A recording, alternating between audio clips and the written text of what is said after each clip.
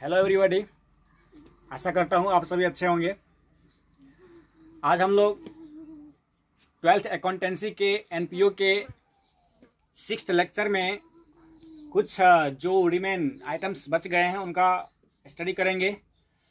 जैसे कि ये revenue expenditures as like salaries, advertisement, wages etc, और फिर फंड बेस्ड अकाउंटिंग, और next cost of material consumed और मेडिसिन कंज्यूम्ड ईटीसी, और फिर कैपिटल फंड। इन सभी का स्टडीज करेंगे। तो सबसे पहले चलते हैं रेवेन्यू एक्सपेंडिचर्स। किसी भी संस्था में बहुत सारे रेवेन्यू एक्सपेंडिचर्स होते रहते हैं। तो जैसा कि आप जानते हो कि इनकम एंड एक्सपेंडिचर्स अकाउंट जो कि एक्चुअल कॉन्सेप्ट पे बनाए जाते हैं प्रॉफिट एंड लॉस की तरफ, उसमें सिर्फ और सिर्फ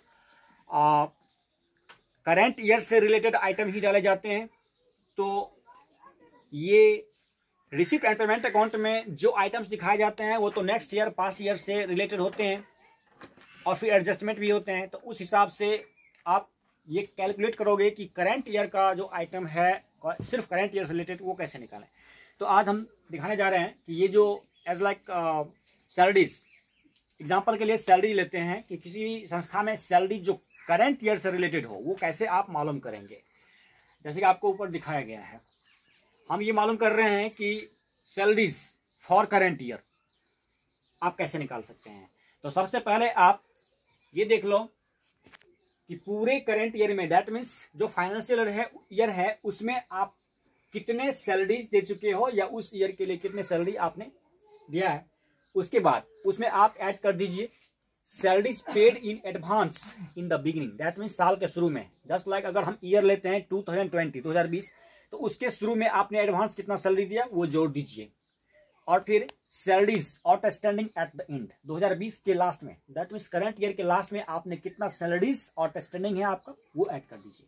उसके बाद इसका दोनों का अपोजिट लेस कर दीजिए। दैट मीन्स ये हुआ कि salaries paid in advance at the end, इसको लेस कीजिए, और फिर salaries outstanding in the beginning को लेस कीजिए। इस दोनों को लेस कर देने के बाद आपको मिल जाएगा salaries for current year. That means 2020 के लिए जो है टोटल सैलरीज एक्सपेंडिचर्स हुआ, जो रेवेन्यू एक्सपेंडिचर हुआ, और उसको इनकम एंड एक्सपेंडिचर अकाउंट के डेबिट में आप दिखाओगे। चलिए, ये रेवेन्यू एक्सपेंडिचर जैसे सैलरीज का हुआ वैसा ही और सारे रेवेन्यू एक्सपेंडिचर के लिए मे भी हो सकता है अगर जरूरत हो तो। अब नेक्स्ट चलते हैं calculation of stores consumed, that means cost of material consumed, या फिर स्टोर्स कंज्यूम या मेडिसिन कंज्यूम, जो भी है, जस्ट लाइक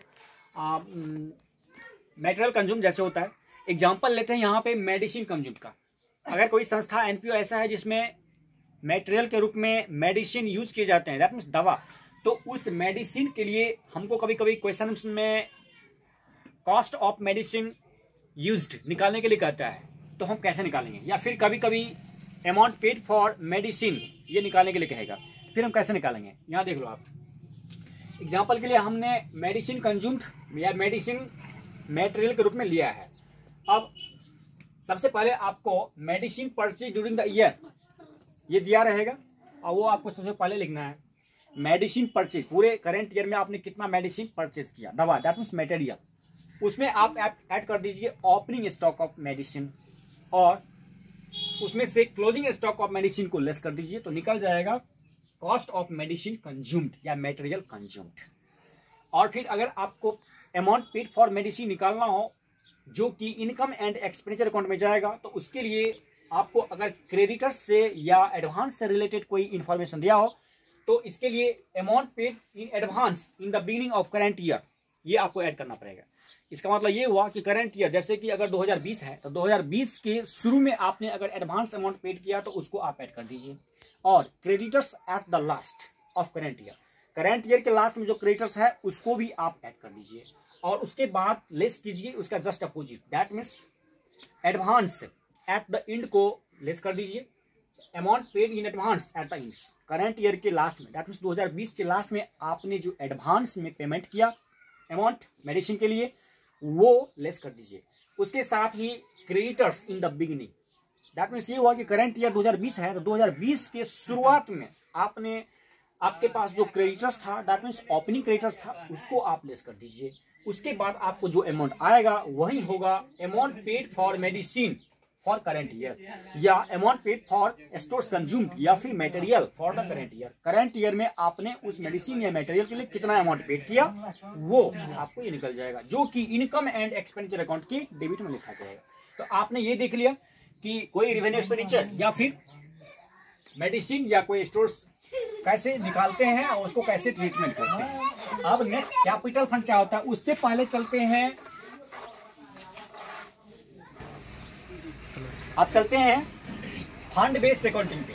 एक नया टॉपिक है fund based accounting. Fund based accounting इसे हिंदी में कहते हैं कोष आधारित लेखांकन।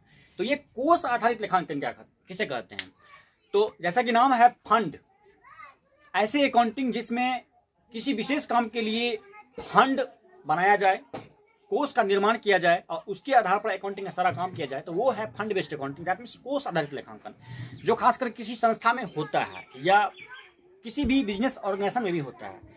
तो फंड का निर्माण करके, दैट मीन्स कोष का निर्माण करके, दैट मीन्स कुछ पैसे या कुछ ऐसे अमाउंट होते हैं जो किसी पार्टिकुलर काम के लिए उसके लिए प्रोविजन किए जाते हैं, जमा किए जाते हैं, उसमें से उसका काम किया जाता है, वो है फंड बेस्ड अकाउंटिंग। अगर आप इसका डेफिनेशन पे चलो तो ऐसे कह सकते हो कि the system of accounting in which a particular fund is maintained for a particular work or purpose, so it is called the fund based accounting. That means ऐसे अकाउंटिंग का सिस्टम जिसमें फंड का निर्माण किया जाता है और उस फंड को यूज करके किसी खास पर्पस से, किसी खास काम के लिए अकाउंटिंग किए जाते हैं, तो वो है फंड बेस्ड अकाउंटिंग। ये फंड बेस्ड अकाउंटिंग भी जैसे फंड के को यूज करके किया जाता है, तो वो फंड दो तरह के होते हैं, एक रेवेन्यू फंड होता है और एक स्पेशल फंड होता है। ये फंड भी दो टाइप के होते हैं, रेवेन्यू फंड और कैपिटल फंड। रेवेन्यू फंड्स और सेकंड होता है कैपिटल फंड या स्पेशल फंड। एक रेवेन्यू फंड और एक स्पेशल, जिसे जनरल या स्पेशल भी बोलते हैं, या फिर इसको आप कैपिटल फंड कह सकते हो। Revenue fund that means general fund में आता है और capital fund that means special fund में आता है।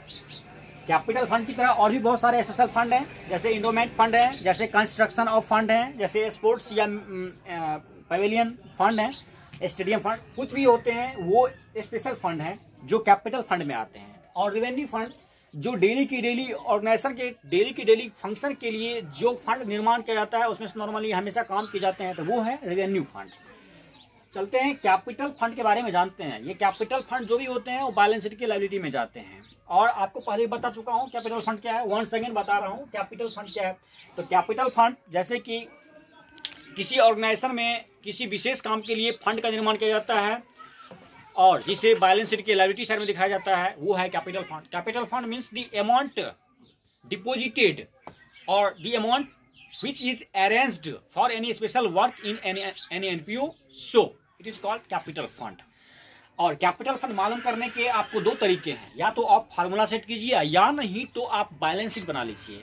अगर इन द बिगिनिंग साल के शुरू में आपको कैपिटल फंड मालूम करना हो तो आप ओपनिंग बैलेंस शीट बनाइए, और साल के अंत में अगर आपको कैपिटल फंड मालूम करना हो तो क्लोजिंग बैलेंस शीट बनाइए, दैट मींस साल के अंतिम बनाइए। और अगर आपको फार्मूला पे जाना है तो कैपिटल फंड बराबर होता है, जैसे कि किसी बिजनेस ऑर्गेनाइजेशन में कैपिटल निकालते हो, जस्ट लाइक उसी तरह से कैपिटल फंड्स बराबर होता है ऑल दी एसेट्स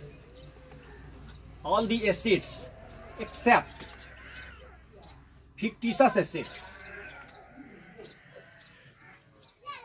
fictitious